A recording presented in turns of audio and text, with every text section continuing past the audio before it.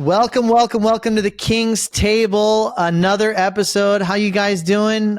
Today I have with us Sage Mike Ayala. What's up, Mikey? How you doing, brother? Good to be here. Ready to battle it out today? Of course we have. He's real good. Yeah, of course we have the hero of hospitality, Matty A, and the trend spotter himself, the one and only Mooch, Aaron Amuchastegui. Good to see you, brothers. Excited for another episode. I'm your host, Ashish Nathu. Welcome to the King's Table. The hostess with the mostest. We got to keep that trend going. Yeah, I was about to say the same thing. My first episode tripped me up, and you guys are going to never let me down on that, huh? No. Crushed it. Yeah. So we have some really good issue processing topics today. I think you guys are going to get a lot of good value from this episode. We are going to talk a lot about how we think about strategy, partnerships, decisions on when to pivot your business, when to know when you should wait, when to walk away from a deal, when to go after an opportunity, when should you wait, when you should look at analytics. We have a lot of fun, good, relevant topics that we're going to go through today. And maybe we'll start with partnerships as a topic, and I'm going to kind of kick us off here and we can start the conversation. You know, I think partnerships is a touchy subject for a lot of people. And I think people look at partnerships as very binary in that you either are in partnerships that you accept or you're unhappy with, or you completely avoid partnerships because you think they're bad and that you want freedom. And I think there's this like school of thought that there's no middle ground and it either has to be all in or all out.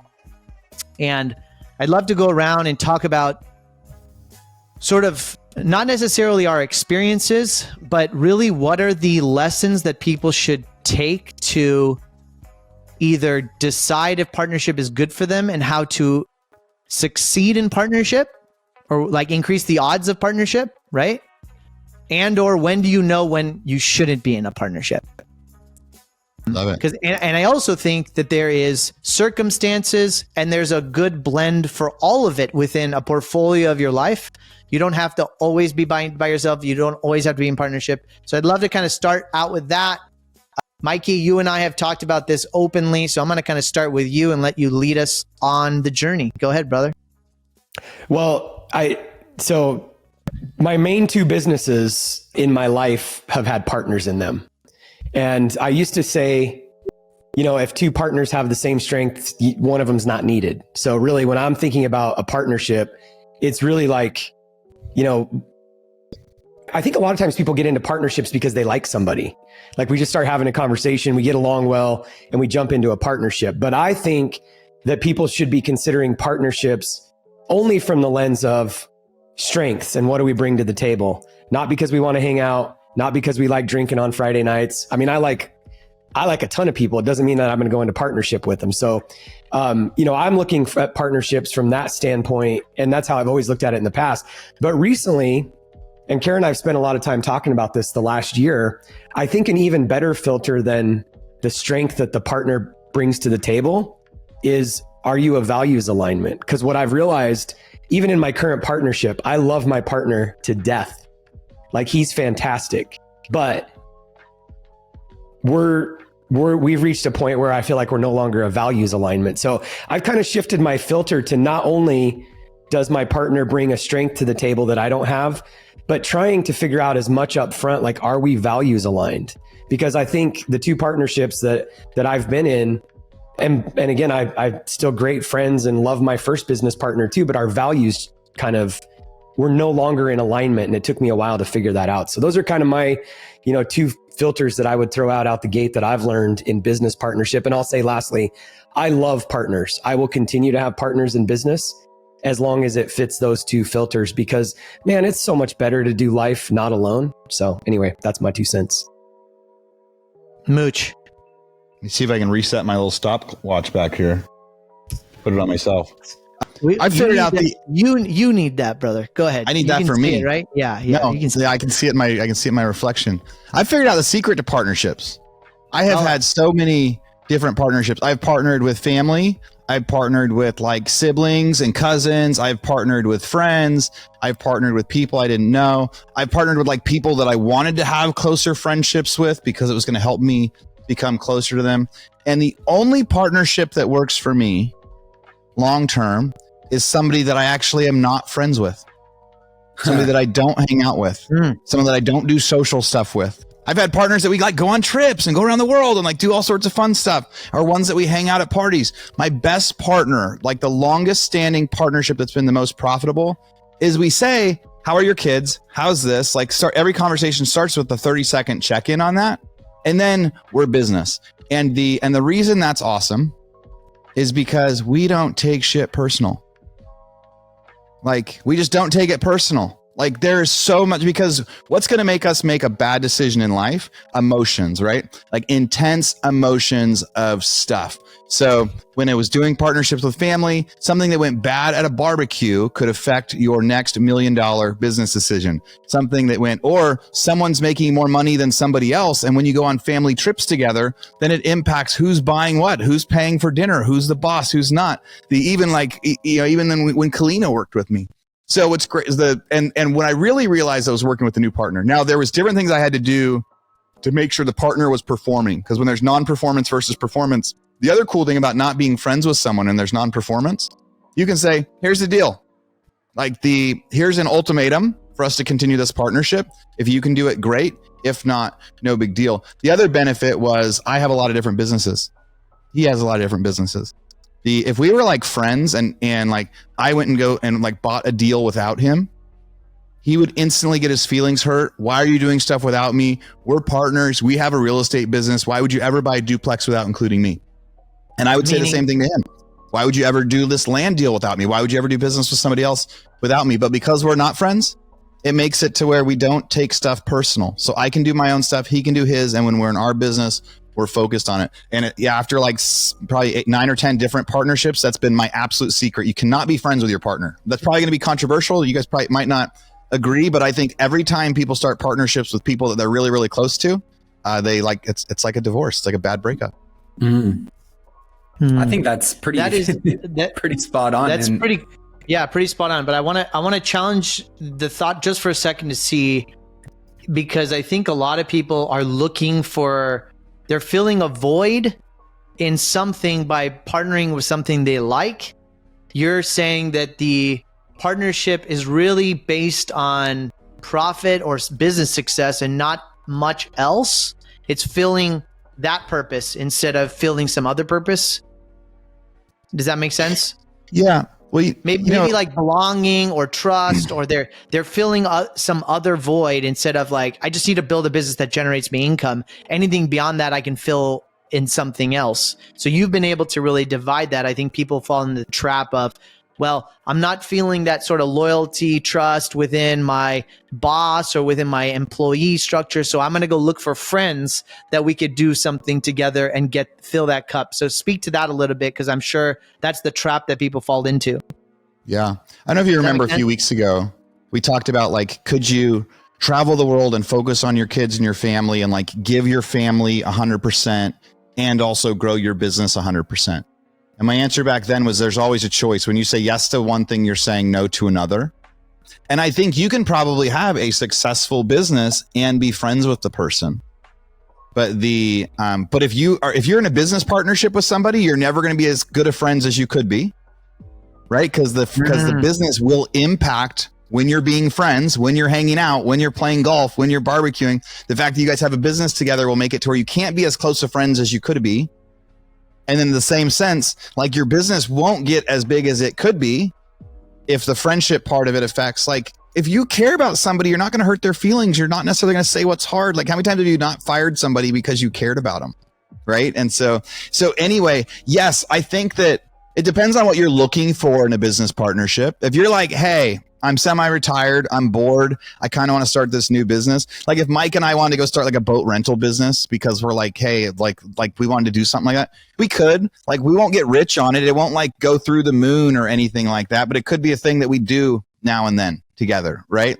Like so if you're looking for like purpose. Yeah. It just depends on what sort of partnership you're looking for. But if you're trying to grow a giant business, it's really hard. Like, again, you can't have both. If you're friends and partners, you're never gonna have the friendship that you could, or you're never gonna have the business that you could if you were one or the other. Matty? I mean, before I give my answer to that, I think it's an interesting point, because I'm trying to think about, because I kind of do agree with Mooch in that context. But then the other side of me questions, well, why can't you have both? Who says you can't have both? And that's where my mind goes. And so I'm like, well, what business partners have been insanely successful in the world that actually are friends? And, when you think about longevity of partnerships, I'm trying to think of some, like, who are legit big companies or big founders or big CEOs that have partnerships that kind of were birthed out of quality friendships. I'm trying to think. Does anything come to mind for you guys? Yeah, Charlie Munger. I mean, those were Charlie Munger and Buffett were like the only ones that came to mind, but like, were they really that close of friends? I don't think they were. I think they became friends through partnership, but they had kind of, and I'll go ahead. What were you going to say, Mike? Well, I just think that I do know one, the Hobby Lobby family, which I can kind of give the ins and outs if you want, but the entire family is not the entire family, but a big part of the family is in the business, and they've created structure around it. So I think that, because I'm sitting here thinking about this, and I think just as many businesses have failed with bad partnerships that weren't family as you can say it's family, or friends for that matter. So I'm just wondering if the question is really around, relationship, friends, family, et cetera, versus, is it possible to have a good business with family, with friends, if you set the right parameters and ground rules and have those conversations going into it? And I think the answer is yes. I think it's yes. Yeah, that was going to be my backdoor comment, right? Which was, I think it's not an either or answer, in my opinion. I think it comes back to setting, at least from my partnerships that have not, panned out. And mind you, some have ended on really great terms, and most all have, and then only really one not on good terms. And when I think about it, it was around alignment, like you guys said, on values, I think is probably the number one filter and foundation of successful partnerships and or failed partnerships. And then I think expectations. Like, I know a couple people that come to mind where certain partners are doing way more in the business and are working way more hours. They're making the same money and they're both 50-50. But because they have such clear expectations on who's doing what and what value that equates to in the business, they're okay with it. One guy's working 20 hours a week in the business, another guy's working 80, but they're totally cool with it because they're aligned on values and they're aligned on the expectations of what each person is required to do in that partnership. So I actually did a podcast on this, it was really after my failed partnership, because I started going through and thinking about a lot of the experiences that I had, my learning lessons, where's my DNA in this, where did I fail, where can I get better going forward? And I think there's tons of pros of having partnerships. Like, when you really think about quality partnerships and 1 + 1 = 10, that's where partnerships can be really, really great, really fun, really lucrative. And you get people to share in the workload, right? You guys have this collaborative environment of experiences and ideas. You can obviously share in the risk, you can share in the upside. But at the same time, I think it really comes back to those key things, which is expectations, alignment on values. And I also think alignment on vision, alignment on mission, because those are key things that elevate and enhance success in an organization. And I think the last piece of it is if you have good quality expectations and clear expectations and you're aligned on all of those things that are important, the last piece I would say is both parties having a healthy engagement and relationship with accountability in their organization. Because that when people show up to accountability in that capacity, all it does is elevate the game. There's nowhere to hide. People have to show up and do what they said they were going to do based on those expectations and values. And I think that's what leads to good partnerships. And I also know that's what's led to maybe some downfalls of really good partnerships or opportunities. And Maddie, I know I'm trying to oversimplify it a little bit, but take your, like, I don't know, your worst 2 or 3 partnerships. Yep. Were they acquaintances? Were they friends, or were they good friends? All of them were, I would say, good friends. Yeah. It's same with me. All my worst stuff, people that were super, super close to me. And so I think even though it's oversimplifying and with the right expectations, there can be exceptions to. How about you, like Mikey? Like, do you have like a failed partnership, and was it somebody that you were close to before? Like your biggest failure in a partnership? Yeah, both of my partnerships, which I'm in one right now.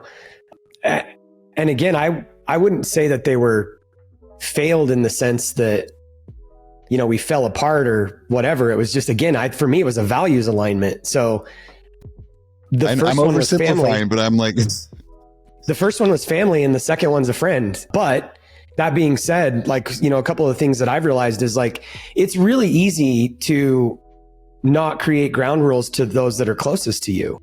So like one thing that Karen and I are working through right now with, even with couples. So we do all this work in our businesses. We have like vision planning, mission, annual planning, like weekly meetings, EOS, L10. And how often do you sit down and have a, you know, as we're talking, like an accountability meeting with your wife? One thing that I realized, like with my first partner, it was really easy. I think the 2 reasons why we really failed, number one was the setting the expectations. And I came out of that partnership saying anything with 2 heads is a monster, because like there wasn't clear, you know, delineated responsibilities in the leadership structure. I was the general manager, but we were also 50-50 partners. So he would override me as a partner with the management team. And so the reason why I was saying that too is, like, in my second partnership that I'm currently in, we created a same page meeting, which EOS teaches, but they don't come right out and teach it. They hardly ever talk about it until there's a problem in the ownership team. Until you need it.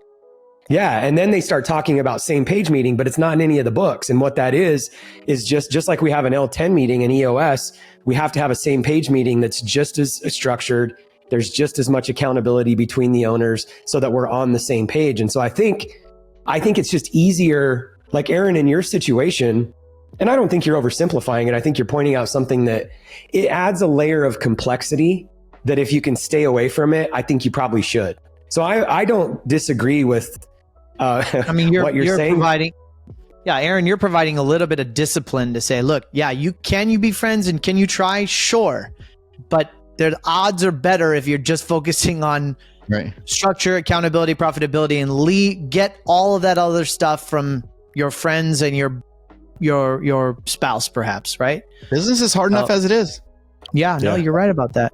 So what about and maybe I'll point this to you first, Ash, knowing that we've all had business hardships, what was the triggering event that other people might be able to look down the road and potentially prevent it from happening and or see it coming based on some of the things that we've all experienced with partnerships that led to kind of the beginning of the end? This is a great question. And I think for me, it's very simple. It's the same as in marriage. When one person outgrows the other, when one person is starting to go on a path of growth, and we all know that most of business is not mechanical. It's a lot of personal development, learning, ego death, to learn how to manage people, how to be emotionally intelligent, and just be a better person. And one person is dedicated to that, and one person is not necessarily dedicated to that. And you start to see that fork start to mature. That's when you know things are going to start going south. And so you have a choice at that point. You can pull people up and start giving them the support and coaching and help and training and education they need so that they can have a chance, or you don't, or they won't. And that that fork or that separation becomes bigger and bigger over time. And then it's really hard to recover. So the same page meeting is an attempt to figure that out. It's like, oh man, where are we not on the same page? Where are you going one direction and I'm going a different direction? It goes back to values. Maybe you start to fork on values. Maybe you fork on responsibilities. Maybe you fork on ethics, whatever that is. But it's the journey of staying together the whole way until you realize, wait a second, I'm going left, he's going right. And what are we doing to try to stay together? Or I'm going up and he's staying where he is. And what do I do to get him moving forward? So that's my answer. And I think just to add to everything you guys are saying, I'd say I've found a lot of value in sort of the mindset stuff, right? And allowing everyone in the team or the investment, the partnership to really focus on that stuff. Like everybody's got to focus on that stuff too. It's not just the blocking and tackling that makes a business successful. And then I've had a lot of family, which is even more complicated. And you have multiple generations of families, and it's you have different generations of Gen Xers and millennials and boomers, and so different thinking of how the world works and expectations. And so it's really important just to have super transparent information. Open kimono communication is what I say. And that's why people don't have these conversations, because it's scary and you don't want to hurt people and you don't know what the outcome will be, and you never want to make your family feel bad and or have fear. So I think you got to have a safe space to have these conversations. So that's my answer to this. But I also have really had this binary perspective over time of partnerships are good, partnerships are bad. And I've seen it everywhere. And so it's really important to have this conversation. I'm glad we're talking about it, because it is not binary and there is a chance to succeed. But Mike, one of the things you said earlier was, life is not as fun doing it by yourself, which I thought it's a good thought to go down, because I think a lot of people think that they can go do really magical things by themselves. And I'd love for you to give some perspective on maybe you could have done something, it would have taken you longer, and maybe you would have had more freedom, but you maybe got there faster because you had a partner, but then you gave up something. So there was a trade-off there, right? And I think that's often a trade-off for people, that if you want to go build a billion-dollar business, often you're not going to do it by yourself. And often, if you are going to do it by yourself, it's going to take you a freaking long time. And the trade-off to that is, well, I'm going to get a bunch of really smart people. I'm going to give up some things, control, influence, capital, whatever. And I'm going to try to accelerate that and get there faster. So that's the decision I think people have to make. We end up in those circumstances, and then we have to figure out how to deal with them. But we're kind of talking about how to navigate that. Mike, any thoughts? And then maybe we move on to another topic.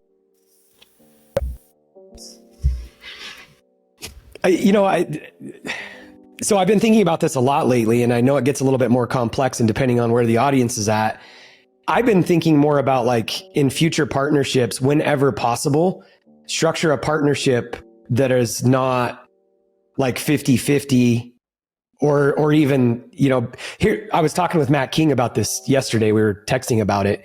And in one of the things, like, my top three are vision, mentorship, internal and external, and then building partnerships. And the more that I think through this, the more I'm starting to think about, in future ventures, like in my current partnership, I'm the operator and my partner was the marketing and capital raising guy, right?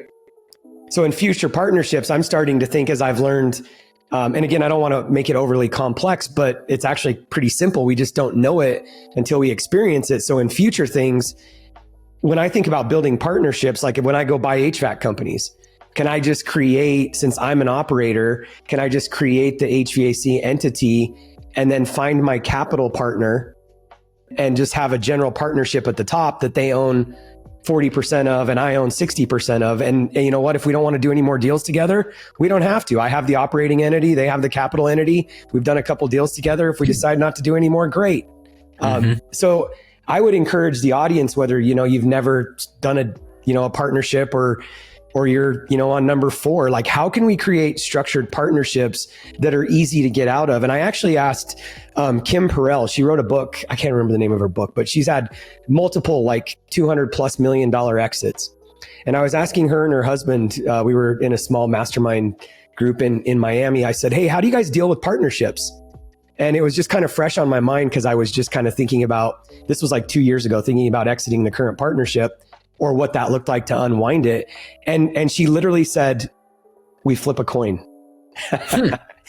Like, they put it in their operating agreement that if they have a disagreement that they can't resolve, they flip a coin. And she's like, this has been after spending like tens of millions of dollars on legal battles with partnerships. She's like, and I thought this was interesting. She said, if I can't get comfortable with the person that's across from me agreeing to flip a coin in a disagreement, then I shouldn't move forward. And I was like, that's a good, yeah, I don't know. So if back I like to Aaron's like idea, simplifying it. That's a good point. Yeah. Yeah. Back to Aaron's simplifying it. Like that, it wasn't, I don't think it's really about like actually flipping the coin for her. It's like, Right. if they can't get comfortable, Yeah. like knowing that they would agree to flip a coin to get out of this thing, then they're not moving forward. And I was like, wow, that was, I think just, pausing and calmly reflecting on, do I want to move forward with this person? Right. If there's a 50% chance that at any time we're going to go with their idea instead of mine, even if I'm okay with that. Two little things I just wanted to add to that, like advice for people. Like advice for people as they're thinking about businesses, and even Ash, you're talking about when the businesses change because people are in different pages.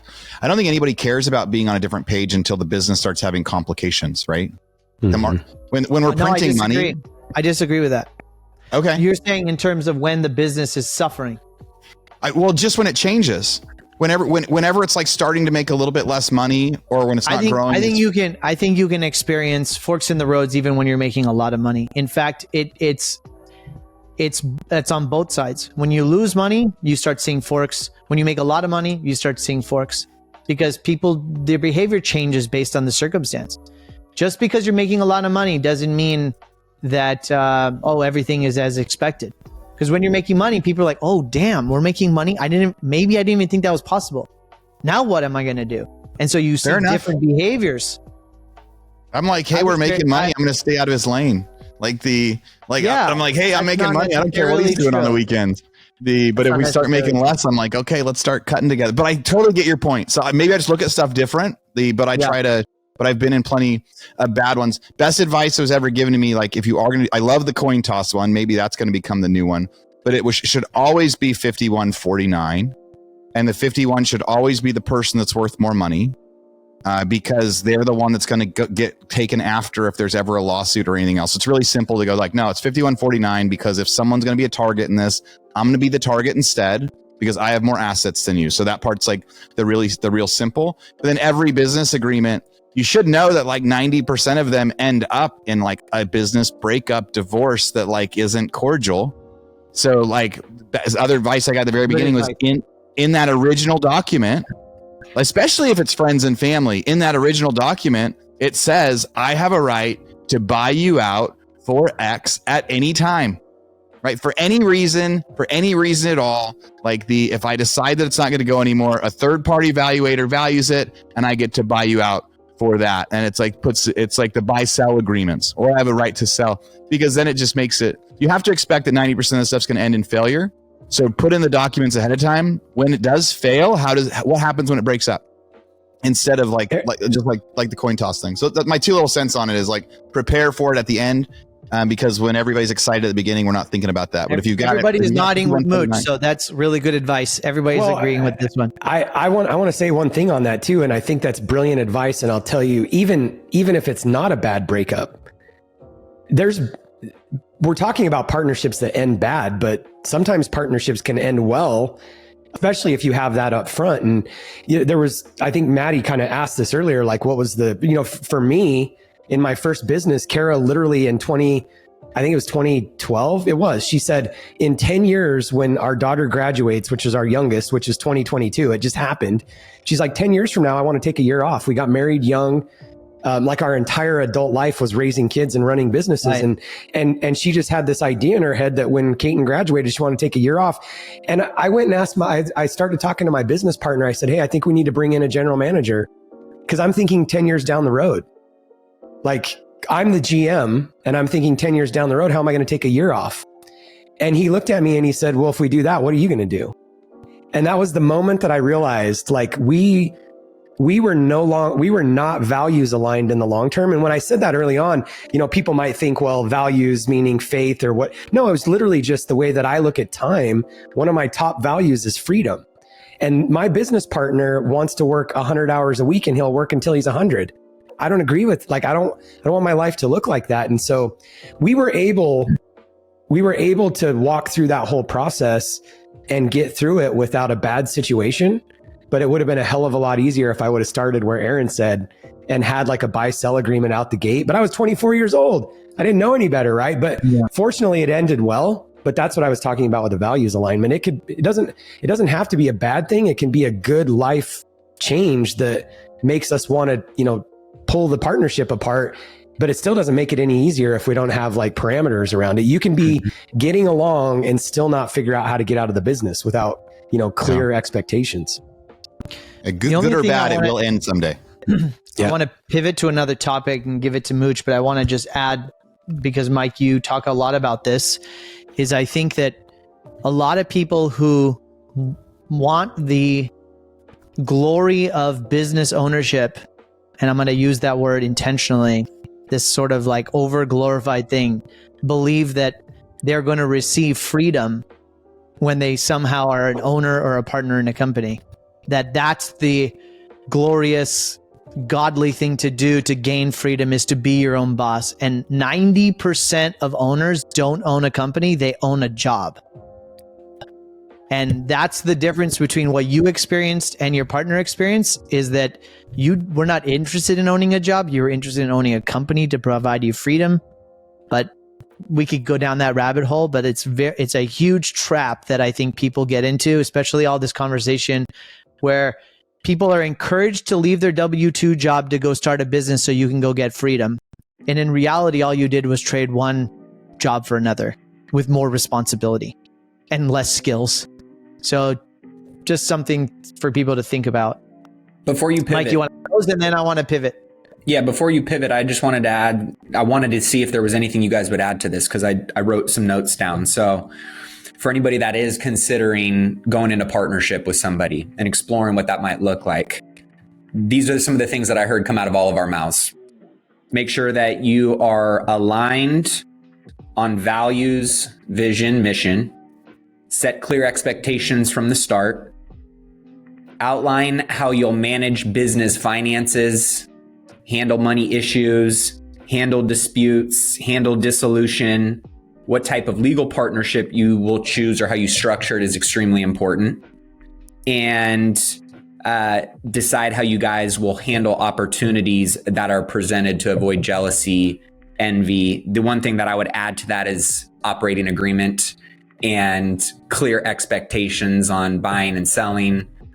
Is there anything else you would add to the listener that's thinking about partnership with somebody? You can put an asterisk that says mooch only and just say, don't be friends. Don't be friends. I've realized after all of this that I'm never going to be in business with Mooch. He's not going to let me.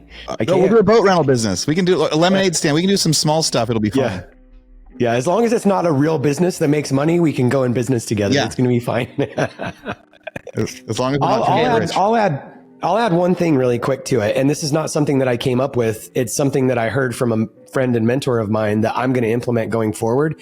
He started a partnership recently and they went away for 2 days and locked themselves in a conference room and talked about every quirk, the way that they, like to work, the days they don't like to work. When I'm on vacation, I don't want to be like everything that could possibly come up, bother them. Yeah, they tried to talk through it, and I was like, man, that to kind of try to go to that level is good. I know who you're talking about. Yeah, that was really good.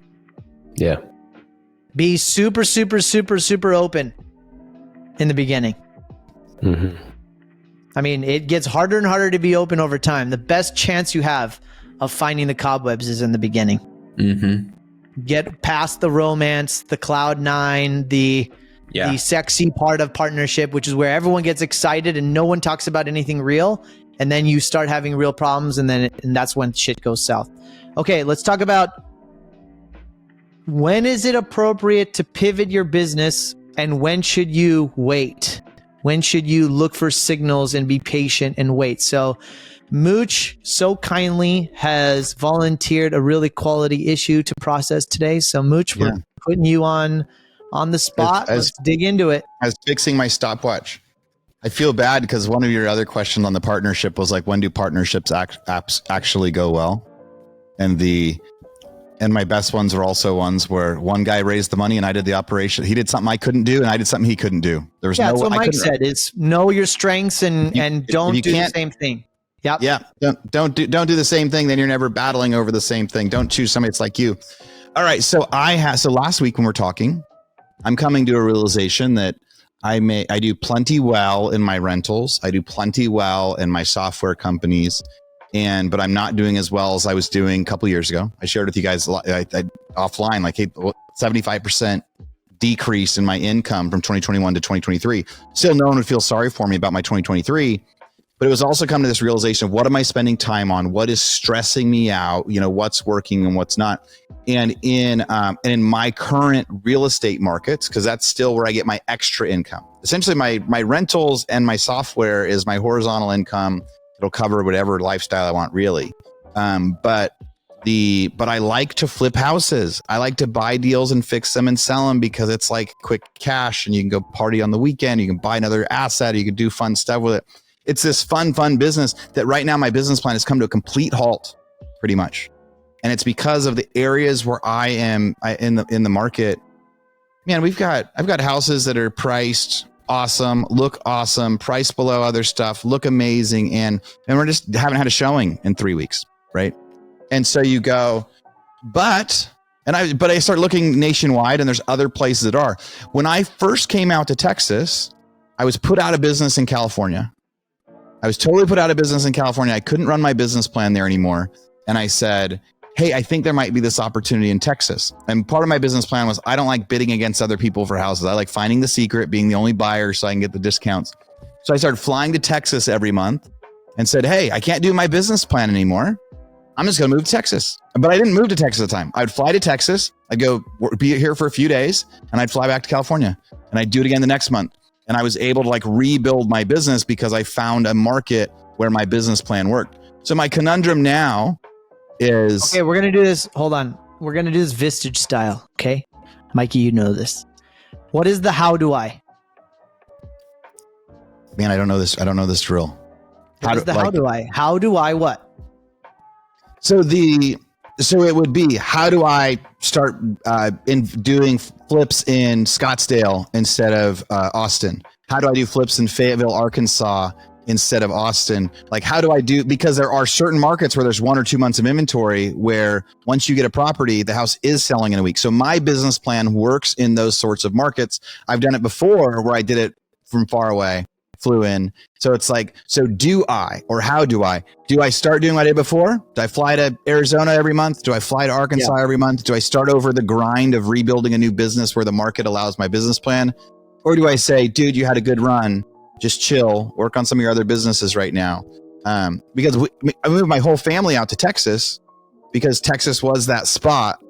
It was I was going here, then all my business was here, now I'm here. And now I might be well, maybe my business plan works better in Arizona, or maybe it works better in Colorado or Arkansas. So for what that's worth, that's an interesting pivot that I'm going through. Let's ask some questions. Let's ask some questions, and you keep your answers short, 15, 20 seconds. Okay. Mikey, you want to ask some questions? Of Aaron? Of Aaron, Mooch, yep. To get more clarity? Go. Yeah. Can we talk about what markets? Because maybe I could buy an HVAC company there. You can flip houses and we'll just share a jet. Ah. So I like that, right? So it really is, it's trying to fit. So the idea would be, searching wherever is the best market right now, because that's what I do, right? I do the data and I find the places, and so there's some early places where it's like it could be Phoenix right now, but it's certain zip codes in Phoenix. It could be places in Arkansas. It could actually be like Northeast and some other places where you got 1 to 2 months of inventory. There would also have to be a certain amount of foreclosure. So the data hasn't told me what markets yet. But the question is like, so do I find the absolute best market for my business plan and then start going? Yeah, the question is not really what market, right? You know that better than anybody. That the question is if I find the market, or when do you? Maybe you find it, maybe you don't. Or the when question is not take that leap of faith, or do you pause? Yeah.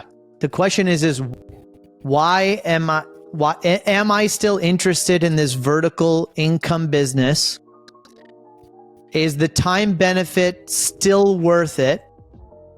Regardless of geography. And if it is, yes, then the market is just you're better at determining the trend than anyone else. That's why you're called the trend spotter. So nobody's going to tell you where the trend is. You know that analytically better than anyone. The pivot you're trying to ask yourself is really like, do I go down another, do I swing again? Do I look for another runway, or do I not, and why? Right? Is that what we're talking about? Do I go do it again, or do I chill? Like, because part of in some of the rough markets, it's like, no, just chill. Wait a couple years, or wait a year, or wait until the opportunity comes. And when the opportunity comes, take it. And so that's one option: sit back and chill. And the other is going, well, there are certain markets where the opportunity is now. So do I want to do it? But the question, yes, the biggest question is the opportunity worth it right now? And is it me saying like, hey, don't be a whiner and give up. If I was broke right now, I was going to say, right? Your circumstances are dictating your decisions right now. If you didn't have your net worth and horizontal income and the safety nets that you have, you'd be scrapping and clawing. There would be no, I'm going to shut it down and go back and find a job mentality. Right. So how do I become a little bit weaker? Maybe I'm just being a little bit weaker now, maybe a little bit more meager. Like but because I also want to be giving people the advice that they should be doing based on where they are in their world. Okay, I'm gonna stretch this a little bit, and I'm gonna dig, and you can tell me if I'm going too far. Okay, Mooch? Let's do it. But where in your life did you experience that you have to keep going and you have to make more money even if you don't need to? What are you afraid of losing? There are toys that I want to buy that I can't buy right now. Nah, we know that's not what it is. That's part of it. That's part of it. But you can buy the toys you want to buy now. So there is the experience of going so I've never not been going hard, right? So I was always needing something to fill the time with. And I talk about so I could just golf all the time. I could surf all the time. I could just do hobbies all the time right now. And I don't know what causes me to say hey, but is that actually playing it too safe? That's not the advice I would give a coaching client. I wouldn't give advice of a coaching client of chill and do nothing if you see an opportunity somewhere else. Well, yeah, I feel like all of us could relate to that, right? Like at the end of the day, all of us could stop and be hobbyists for the rest of our lives if we wanted to. And yet there's some ember burning within all of us that is requiring a daily gust of wind to go and do something purposeful and impactful and challenging. And to me, it's not material possessions. Sounds like some of the stuff for you is you want toys, and I'm sure toys equal experiences and some of that kind of stuff. But to me, it's not. I don't need to own or buy certain toys. I'll rent that shit, or I got Mooch for that. I got rich friends. I got Mooch for that, stuff, right? But I do think that it's an interesting discussion, right? Because I think for a lot of people, I was hearing there was a guy, his name's Adam Weitzman. He's multi-billionaire. His dad started a trash company in New York. And then obviously, a generation later, he's got a multi-billion-dollar trash, waste management company. Join the mob. And well, probably that too. But one of the things that he said the other day that I thought was really, really interesting, he's like, I've gotten fucking soft. He's like, what the amount of money that I have has made me soft, and I'm getting back to my roots. I'm getting back to my scrappiness. I'm getting back to my grind. grittiness. I'm getting back to the grind, because that's when I feel the most alive. That's when I'm making the best decisions. That's when I'm making the biggest impact on people. And I thought that was interesting, right? So like you get to a point where like, can money continue to drive and inspire the best in you every single day? I don't, at least for me, that doesn't resonate at a really high level. So this is why I want us to talk about this really openly, because a lot of our audience talks about vertical and horizontal income. And there is this expectation that once you solve the horizontal problem, that these things can start to happen. So Mooch, you have solved the horizontal problem. And yet you still have this desire to keep going. And perhaps it is, I don't think it is, but perhaps it is to buy toys. But there is a meaning attached to it. And so I'm trying to ask you to dig, to share the meaning for people. Is what is the business mean? What is the meaning that it gives you to then go chase or go to look? It's not the toys, it's the meaning behind the toys. Well, there's a success versus failure feeling for sure, right? Like the way that we keep score, right? The way that I keep score, it's like winning or losing in business. Like I'm very proud of the times I went to 0 and had to rebuild myself, right? And now I get to knock on wood and say I'll never go back to 0 and have to rebuild myself. But it doesn't feel good to have years of, a couple million in correction, right? It doesn't feel good to be like, it doesn't feel good to have major change. And whether it's $100,000 and then I remember when I was making $120,000 a year and I got cut to $65,000 as a salary, right? So like to put it in everybody's perspective, like it's just not fun or most of the agents out there right now making half the amount of money they were making before, or mortgage brokers going from making 400 grand a year to now they got to go, like maybe they're going to sell cars and be making 75 grand a year. That is not a fun experience. And so even if so I think any one of those people, even if they were sitting back on savings, they would go like, well, hey, some of my self-worth is in that other stuff. Or some of my pride comes from going like, nothing can stop me. No market can stop me. And so it's this so there's a lot of stuff in there, Ash, but it's saying like, hey, is it smart is it just a smart business decision to sit back and wait for the next thing and not start jumping on planes anymore and not start doing a whole bunch of other stuff? Or is that playing it too safe and too soft? Because if there is opportunity to make money, like I feel like I should. Mikey, you're itching at the bit here. Go. Put me in. No, sorry. I can tell. Yeah.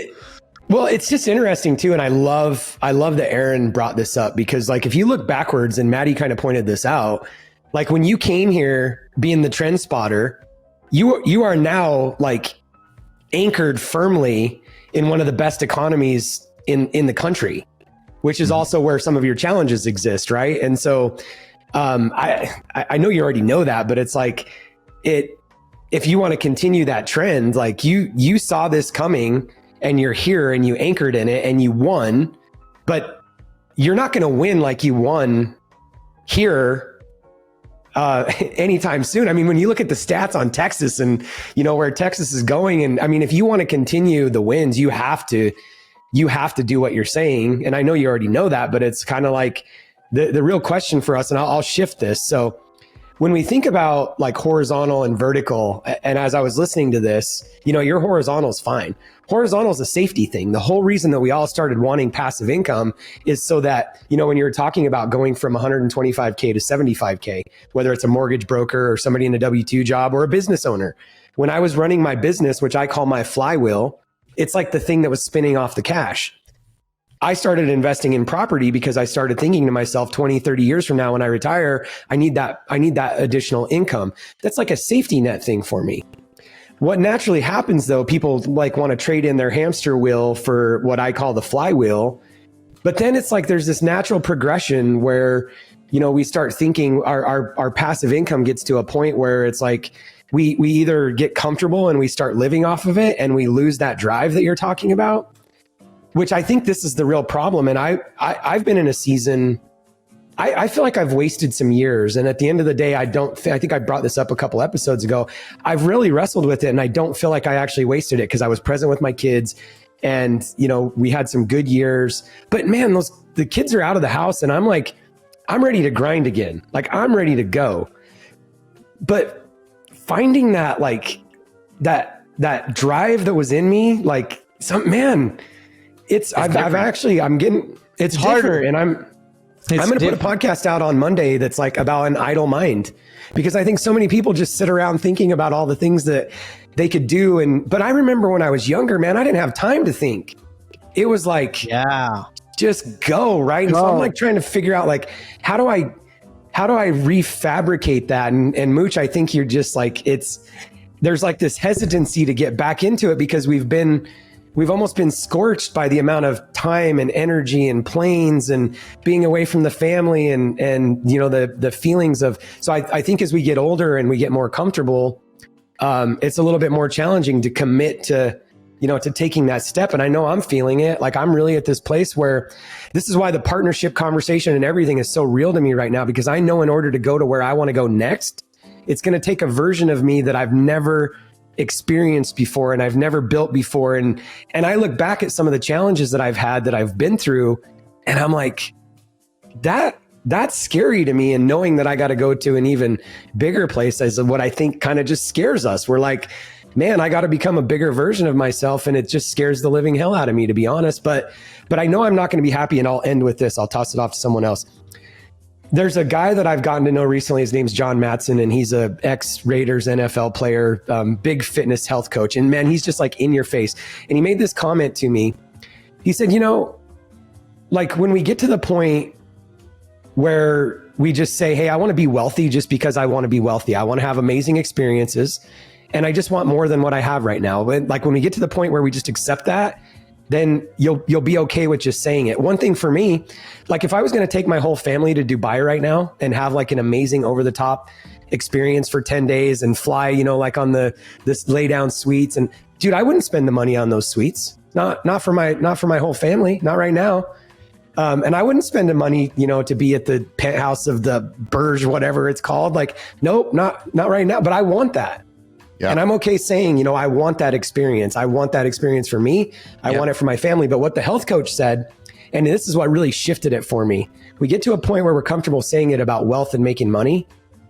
Kinda, like, we still don't want to say it to everyone. But he also made the comment, he's like, even with health, like, we lie to ourselves and we say, well, I want to be around when, you know, when I'm 100 and see my grandkids. And that might be part of it. But he's like, if you're not lying to yourself, you just want to look really freaking good on the boat, or you want to look really good on the beach, or when you're having sex with your wife, like, you want her to be attracted to you. Get specific is what you're saying. We don't say it. We don't say it because we like dance around the issues. And so I think, Mooch, I'm so resonating with what you're saying, because there's two things for me. I want to make a shit ton more money in life because I don't have everything I want. The experience is included, as Maddie would say. Like, and even like Aaron, you and I went to Ariel BVI with some friends. I want to rent that island and take my whole family there. And then the 100%. Next week have Kara's family fly in. I'm not at a place where I can do that. And so, I want to make a shit ton more money I want to make a shit ton more money. But the other side that's really challenging for me is, like, I know I'm going to have to become a better version of me, and work really freaking hard for it. And I like, sometimes I just don't want to. That's real. Right. Marie and I are joking around right now. We want a third kid, and both of us are like, we don't want to fucking do all the work that goes into that shit. That's a lot of work. But I think, right, it's like picking do you want the outcome that bad? You figure out a way to metamorphosize yourself and your life and your skills and your mindset to go and become whatever it is that gets that, right? That was an important dialogue, Mike. And I think the one thing I think people should get out of what you just said are two things. Number one is get super clear on what you want and say it out loud, right? Get to the truth of what you really want and say it out loud. And the second thing that was really profound is that you were scared, that those feelings are really important signals of shifts in your life that you need to pay attention to and not run away from.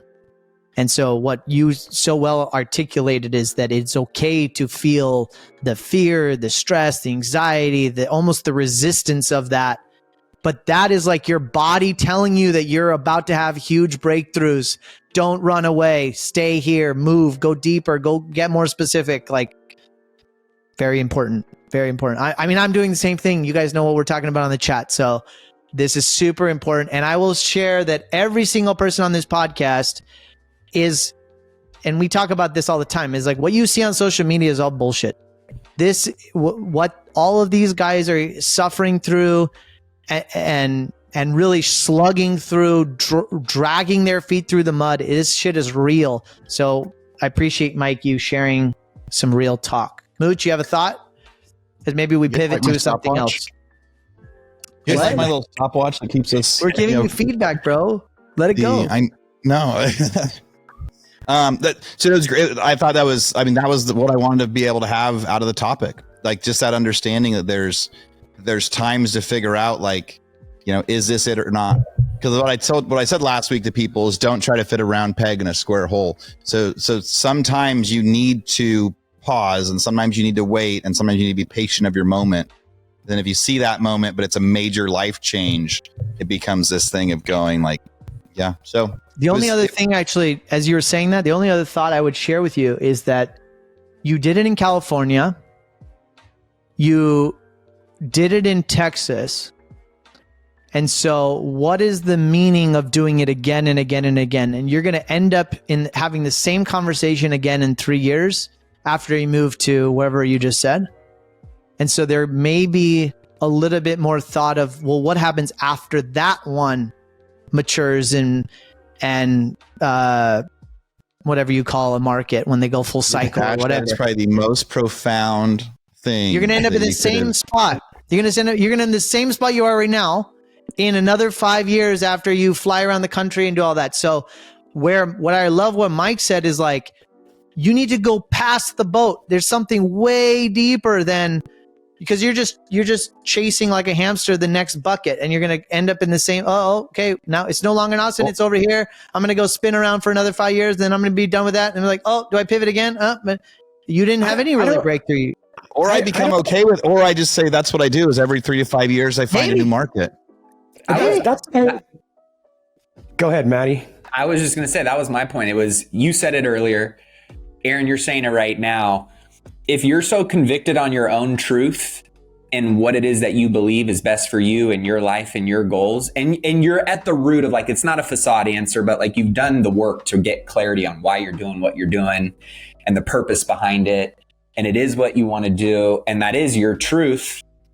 Who fucking cares if I say, Aaron, you're chasing something, man. Why are you going after all this extra stuff, right? Or the guy that says he wants to be a billionaire. Why are you going after being a billionaire? Why do you need more? Right? Like, I don't think Aaron owes it to any of us to explain why he needs to go and chase more stuff. Do I agree with it, or who fucking cares? I mean, if it was Aaron, right? It's like being a storm chaser. Yeah, no, but I'm not saying that. I'm saying the guy that calls the hurricanes to go rebuild the cities, and then I live in Texas. I just live a lot on the road.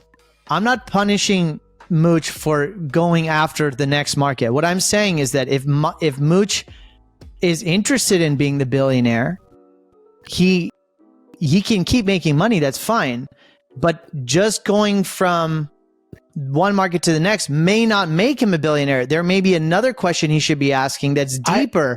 That's 10x to 2x. Yeah, 10x versus 2x. That's what I'm saying. I don't think this is really so. Like, and I don't. McDonald's, I don't know what the answer is because he's the trend spotter, so I'm just going to follow him anyways. I think what you just said is the key to this. Like, sometimes our superpower and our greatest gifting is the thing that we come to despise, and I don't think it has anything to do with possessions and everything else. Like, Aaron could stop whenever he wants, but the reality is, like, his gift, the thing that I'm seeing through this is, like, when we think about, like, there's all these things as real estate investors, when we see McDonald's coming in, or when you see like these certain Costco's going to put something somewhere, like, you should invest there. You should put, if a hospital's getting built, you should put an apartment there. Well, I'm just sitting here thinking, like, if Aaron's moving to a new market, I'm going too. Like, I don't think this has anything to do with money. I think this has to do with Aaron's, like, ability to see the amazing. And I think the bigger version of Aaron is, like, how do I see that next thing without, like, if he doesn't want to put in that level of work, then how do I see the next big, if I'm going to do it again in 5 years, how do I build the team that's just going to go, be boots on the ground every 5 years when I go through this process again and not have to move my family every time? Maybe that's the better question. Yeah. Right. But I'm going wherever Aaron goes. Fun Yeah, combo. so in a few episodes, guys, you will hear where we're going next in 2 or 3 weeks. Hey, the coolest part about that is all the big moves that I did in like 2021 and 2020. I was announcing it on the podcast as I was doing it, and anybody that There would have we followed go. me would have 10x their money too. So Yeah. fun stuff, guys. Thank you for letting us have that topic for a little bit today. And I think we still have some time. Maybe we can quickly process and go around the table talking about when it is important to look at opportunities and walk away from deals or walk away from business opportunities. We talked a little bit about partnerships.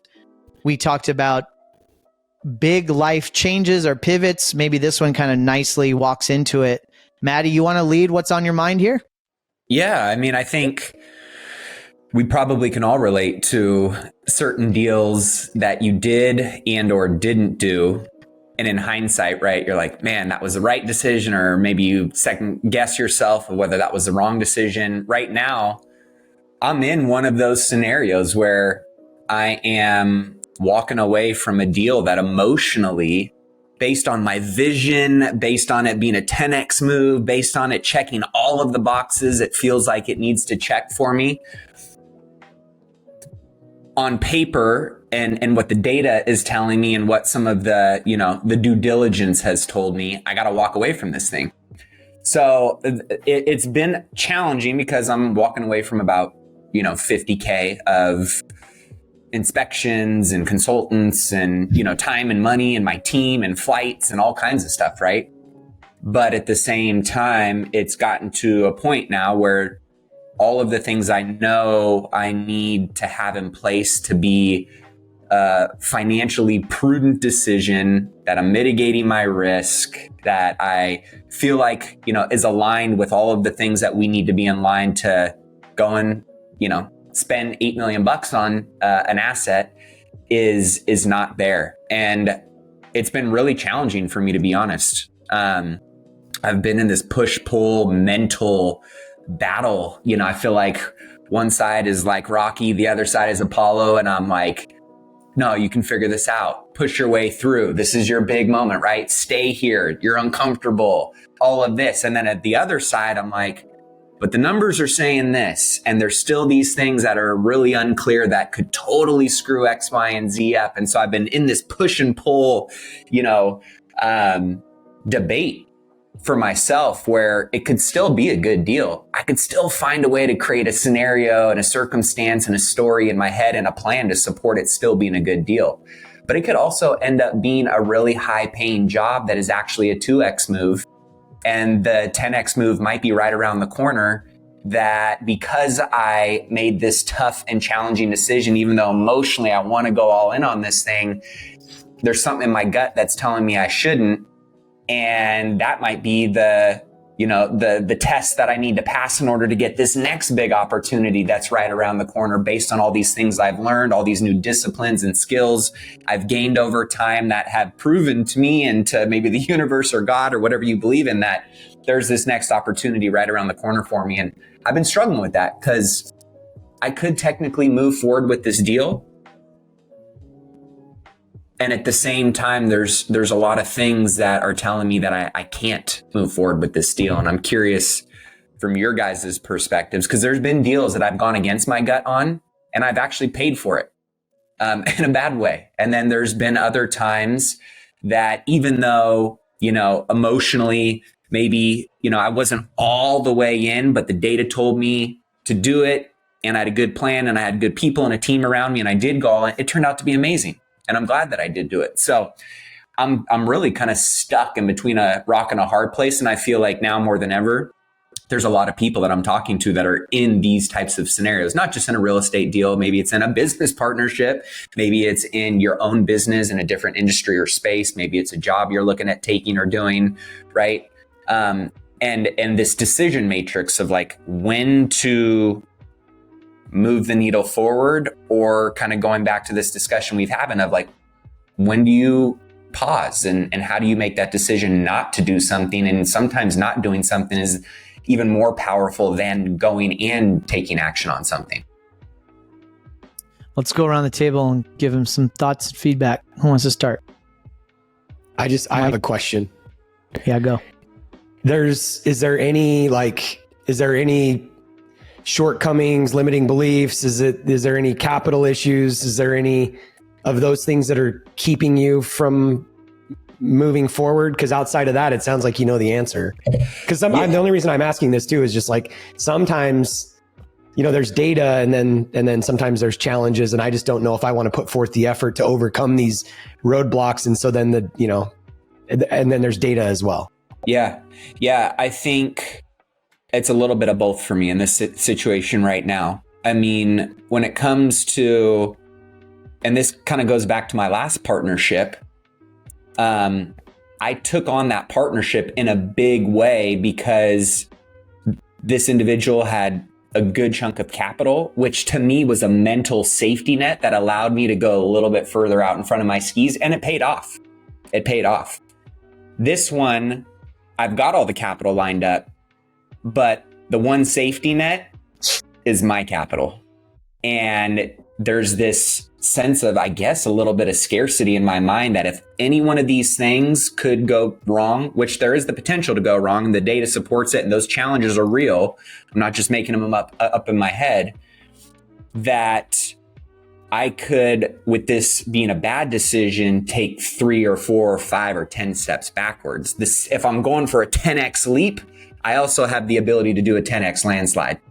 And to me, that is scary. I'm being completely honest and transparent here. It's scary. And while I've always bet on myself, I'm kind of relating a little bit to what you said earlier, Mike. I'm sitting on more cash than I've ever had in my life. I'm feeling a little bit comfortable right now. I'm having this energy and urgency and this sense of going on a 10x mission. And yet there's also everything that goes along with it of how could it potentially mess up my family or the finances that I currently have. Am I trying to force a 10x opportunity when there's some certain red flags in this opportunity? So that's where I'm struggling. But to answer your question directly, I've got pretty much everything I need in place with minimal safety nets that it would all fall back on me if something went wrong. And there's still some red flags in the deal through the due diligence that I don't have enough time to, basically I got to come up with additional capital to extend my DD period. And I don't think the timeline and the additional capital is warranted to potentially take that risk right now. I mean, I think go, Mike. Sorry. Go ahead. I was just, do you think that if you said I'm walking away at this point that you would have to come up with additional capital to extend the DD? I've already done that. We're basically, and there's a lot more detail to the deal, but there's a price reduction and there's a time extension. And she's, essentially claiming that she doesn't have the ability to go down on price anymore. And Got it. And if I want additional time extension, that I gotta, pay for it. And she wanted an increase in price. So we're kind of going in opposite directions here. But it is one of those things where, on paper, this deal has everything I want to take that next 10x leap in my hospitality journey. And I'm walking away from it. And I feel like I'm really torn going, am I walking away from an opportunity that I'm really, really going to regret? Or is this the kind of pressure I need around me right now to force a new Matty A diamond that I don't have currently in my hand? I have a few thoughts. Number one is you're already a pretty efficient thinker. So I think you already do know the answer to this.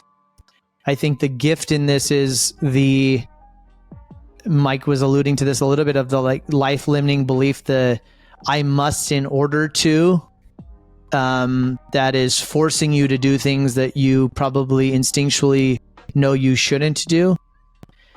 I also feel like real estate is a fun category, and you guys can comment on this more than I can, that, there are times where you have headwinds and there's times where you have tailwind. And right now you probably, and if you've listened to the last few weeks, there's probably more headwind than less. And so that comes into your calculation, It does. right? In terms of just general odds, 50-50 odds that am I going to have tailwind here or headwind? Bottom line. Yep.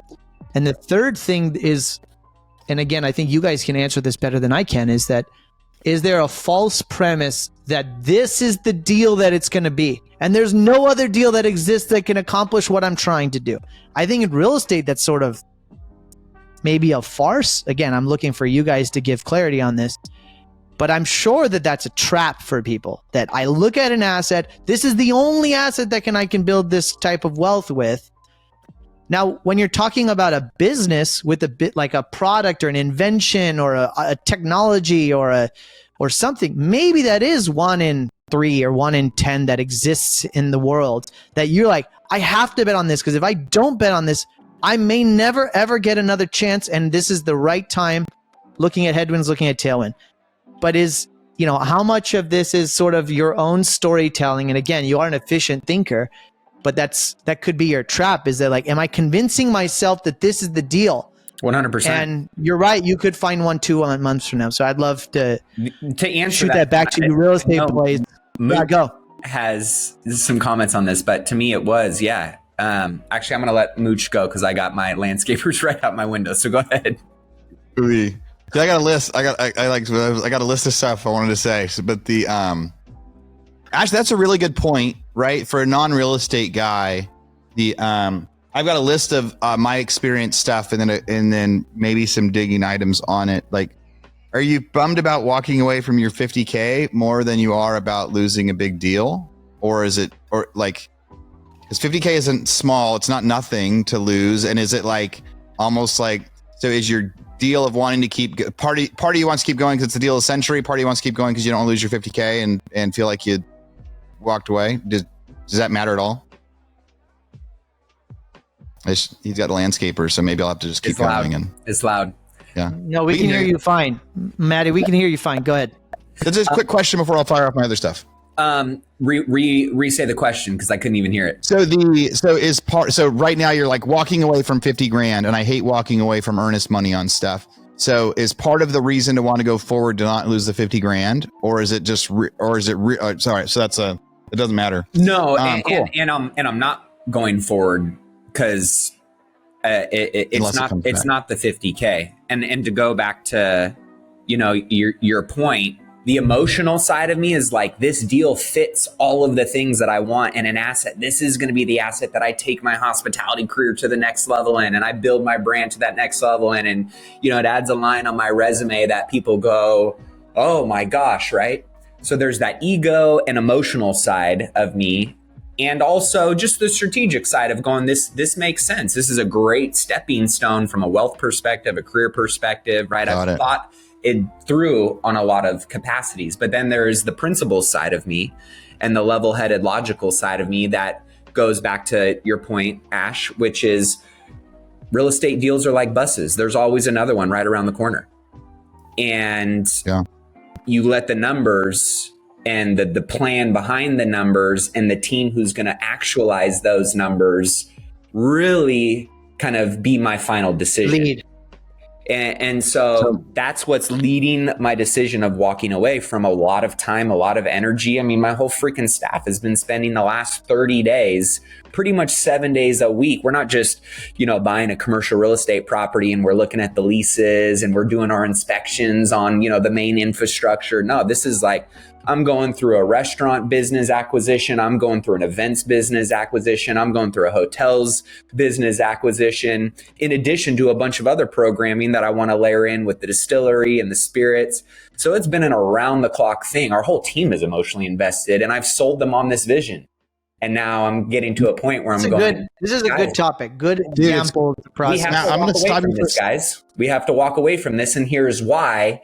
And not everybody agrees, not everybody, right? But I'm having to make a tough decision that I think is, in the grand scheme of things, the best thing based on our bigger mission that we're all bought into as an organization.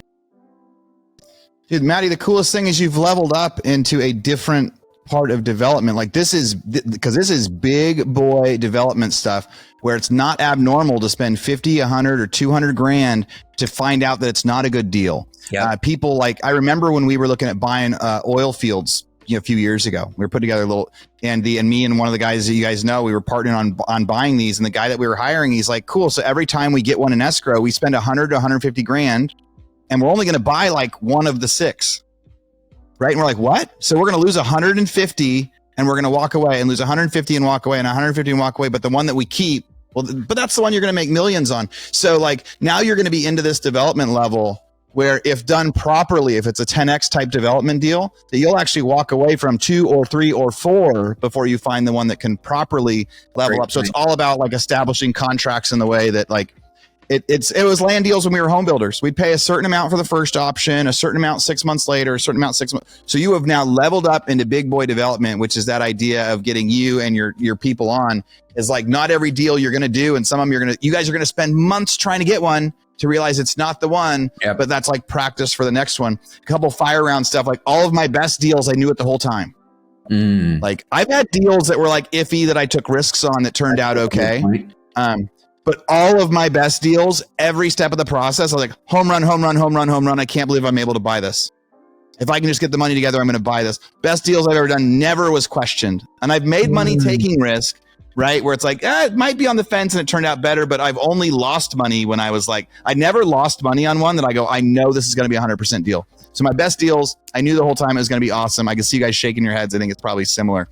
Losing the 50 grand, no biggie. You've lost 50 grand in a flip before. I'm sure I'm going to lose probably 100 grand on 3 of the flips I have right now on each of them. Property values have changed a lot, and even the last 90 days on whatever asset you're looking at. So if you started looking at it 90 days ago, and even though the sellers haven't looked at that, probably like the question to tell yourself that it sounds like you probably are is like, will a better deal, become available soon? Like 6 months from now, whatever market you're in, if you're in like the commercial hospitality, whatever, 6 months from now, I think that you'll find a better one. And I love Ash saying like, it's almost like to never fall in love with a deal, like thinking that there's only like, this is the only one that's going to provide that option. You'll have 10 people trying to buy a house and say, this is the dream house. This is the only house I want to raise my kids in, but only one family gets to buy it. And the other 9 don't kill themselves. They go find a different one and they tell themselves the same story later. Throwing good money after bad is a funny one, like that I tend to do a lot. So don't like not falling in love with the deal in the oil one. I'm going to give one example of where I went ahead with a deal recently, and I'm not sure if it was a good idea or not. So I locked up the land and it was like first like $5 grand for the first 60 days. 60 days in, we went through our due diligence, said, okay, we are going to be able to zone change this from industrial. It's right next door to another apartment that I had. So I had to pay another $50,000 extension at that point. Like 6 months later, city council, we get approval to actually be able to put 96 Class A units in downtown in the city, right next to my other one. We're getting the zone change, but I don't have the money to clear it because the zone change didn't happen fast enough. So now I've got to get my funding in place. And at that point, it was like, because the first goal was to have my funding in place before in that first 6 months. Development took longer, so I had to pay an extra $150,000 for my next like 9-month extension. So 9 months later, I'm now $200,000 invested in it. And like 90 days before closing, the banks are falling apart, which is all the banks and stuff that's been happening recently. And my partner that was going in on it with me, that the whole time was going to be covering everything, he just goes, no, I'm not in anymore. And so so now it's like a week before closing. And I'm like, cool, I lost 200 grand on that deal. I'm walking away from closing. And because the seller wouldn't discount, they wouldn't like come back to me on the table. I'm like, I knew prices were down, and I changed my way of thinking and pushing forward on it, and we'll see if it was a good deal or not. So the purchase price, $1.3 million. Well, I wanted them to sell to me for like 1.1 or like 1 million to understand that prices have gone down. I wanted them to come to terms with the fact that prices have gone down, but they just didn't believe that. And they believed that another seller lined up. So then I had to look at it and say, look, I've already lost my 200 grand. It's gone, poof, burned. So like that 200 grand is gone. It could apply toward the purchase price, but I have to think as if that's gone because I no longer wanted to buy it for 1.3 with 30% down. But once I realized the 200 grand was burnt, it was like, well, would I buy it for 1.1 with 10% down? Because all I needed to close at that point was an extra 100 grand to close. So would I buy it for 1.1 with 10% down, knowing that I just burned that 200 grand? So I went ahead with the purchase. I've got that land. I'm leasing it back to the people in the warehouse right now. with the hope. And I had two lines of thought. One was good money after bad. I was like, well, maybe I could just sell it for 1.2 and instead of losing 200 grand, I'll lose 100 grand. One was like, maybe this will be the deal that like timing works out right. So like, so there was one that, and now after the fact, should I have walked away at 50 grand before my next 150? Yes, I would be happier with that decision. If 6 months in, I would have realized the market was changing, or if I'd have realized that partner was going to bail. And I remember the day that I wired the next 150. And even that was a negotiation because I had to tell him, no, I'm walking away. I was supposed to wire like 300,000 that day. I was able to convince them to have it be less. And I remember being pumped when he agreed to it. Like, yes, I just gave him 150 more instead. And we got our extension thinking because the appraisal had come in like $5 million more than we thought it was going to be for an as completed. I'm like, oh, it's going to be perfect. But anyway, man, I've done all the wrong things too of good money after bad. I wish I would have walked away on that one. And we'll see. Maybe it'll be one that turns out fine, even though I went against my best advice. But when you find that great one, dude, you're going to invest your 50 or 100 grand in due diligence and go, this is a home run the whole time. Yeah. You'll know. I love that you brought that up because honestly, every home run deal I've ever had has been an unwavering belief and confidence throughout the entire process. Even when challenges came up, right? You're like, okay, we can figure that out. We'll overcome that. Here's the plan. There's been so many things that have come up in this due diligence process that I'm like, it's knocked my confidence down. And normally I'm like a chest out. I'm stepping with some swagger. And this one, I'm like, damn, that's and also my team, I've seen their confidence not be at the level that it normally is in certain areas. So to me, that was somewhat validation. And I think, when you brought that up, I was like, we've had other deals that have had hair on it and really challenging, but we've had a plan and we've been confident the whole time. And it was hard work, but we crushed it. This one, even though, it checks a lot of boxes, putting those two dots together as you brought that up makes me realize that it's gotta roll. We gotta go in a different direction. Maddie, Mikey, go. Like two thoughts on that. Just like your team and you, what is success? Like we have this idea in our head that success is closing the deal, right? I know that you don't think that, but like after having your ass handed to you through this process, and then the team specifically, like I'm hearing that success, and I think you just got to go back and share this with the team and get their head right on it. Success is, hey, we did all of this, and whether we buy or walk away, we're better for it, right? And yeah. But I wanted to earlier. I was just thinking about this too, and man, we're so complex and amazing. And I've gotten to know you pretty well over the years, and so I think probably everybody on this call would relate to this. But through this process, like we're so good at envisioning and creating, like we're creators. And through this entire process, you and your team have seen what this is going to look like when you move in and when you take over and when you execute. And I was just listening to this whole thing, and it's like, God, we're so powerful, like to be able to just be visionaries and create businesses out of nothing. Yet when we don't move into that room that we created, like we just got to be just really aware of that, because you guys have already you've already moved into this. Like you moved into the restaurant and you moved into the hotel's already open. That, right, Mike? Yeah. The hotel's already open. The restaurant's already open. Yeah. And so, but I'll just I'll stop with this. Like, I'm just realizing listening to this, such a valuable takeaway for me, because success is not whether I close or don't close. Like success is, as Aaron said, like we grew through the process. Like we became a bigger version of us. But I think sometimes in our linear mind, we've already moved into the building and the team thinks in their head that success is closing. And that's not necessarily the case. Success could be walking away from the deal. It's true in real estate, and it's true in any business, that you should never fall in love with your product. But the visioning is incredibly helpful because it gives you the strength when everything else doesn't make sense. The numbers don't make sense. There's obstacles, there's headwinds. You so believe in that vision. I remember we still experience this now, that when somebody sells a really hard deal, that's when the easy part is over and the hard part starts. So like, I love when sales guys say, kind of like you saying, hey, we closed the deal. The hard part's over. No, the hard part hasn't even started. That was the easy part. The hard part is opening up the restaurant, getting the hotel built, renovating it, launching the distillery brand. We sell deals over 2, 3, 4 years sometimes. And then we get a purchase order. And the sales guy's like, the hard part's over. We haven't even started yet. That was the easy part. Now we got to actually make something. We got to actually solve, we got to defy physics to get this accomplished. So I think it's a really good conversation to have. I'm sure a lot of people experience this. I know all founders suffer or struggle through this. So great conversation today, boys. Let's kind of go around the horn. Any last thoughts? I think this is episode number 6 of the King's Table. Let's start with Mr. Mooch. Or let's finish with Mr. Mooch. Go. Yeah. Yeah. My last thought's a really quick, easy one. Like, some of the most money I ever made on a deal was not doing the deal. Right?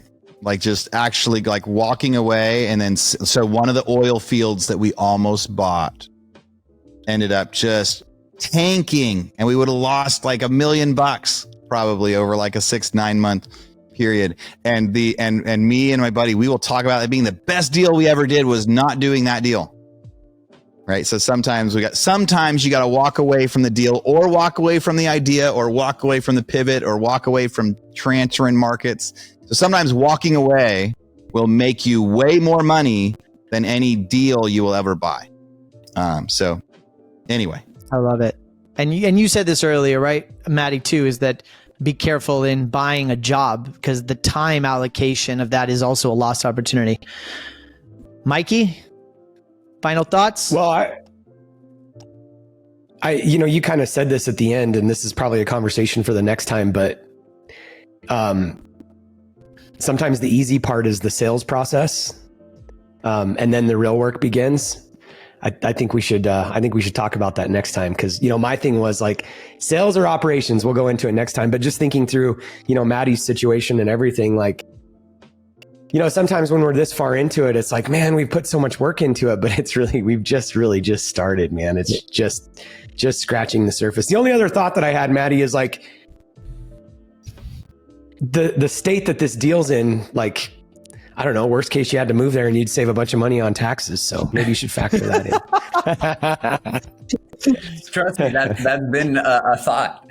It really has. And we would have a really good hotel stay in Vegas next time we would go. So we'd all save a little bit of money next time we go to Vegas. The King's Table Conference 2024. You didn't tell me it was in Vegas, Maddie. My whole advice would have changed. Yeah, I was going to say, Mooch is changing his advice now. Yeah. Okay, Maddie. Awesome time, guys.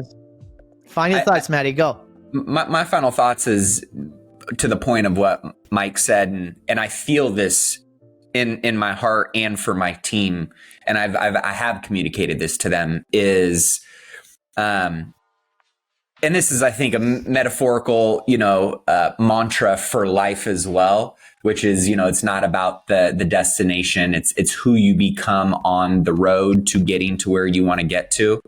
And even oftentimes the destination is completely different than, where you put in the GPS in the first place. But I know what I am most proud about, and I think what many people should consider too, is not measuring their happiness or their definition of success based on the outcome, more so on doing what you needed to do in order to level up in that process with 100% effort and with the right intention and attitude, and just I'm okay with the outcome as emotionally as it still is bothering me, and I might feel differently about this in 5 or 10 years down the road. I feel so proud and so great about the effort and the intention and the attitude that our team showed up with every single day. And even though, as Mike said, right, many people might measure success as us closing the deal, which I would, in some capacity.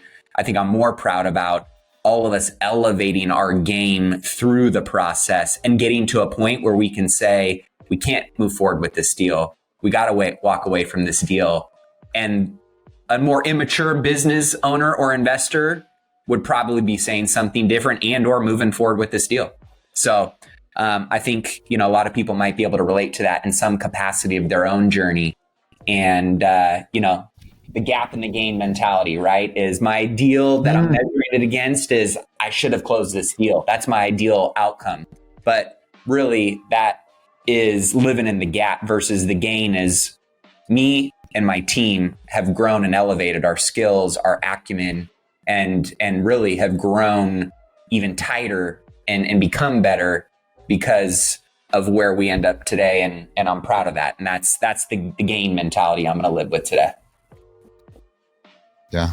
I love it. I think we had really good conversations today. This was a really good topic. I definitely learned a lot. I think if all of this was easy, we would have billionaires everywhere, right? So I think we processed some really good issues.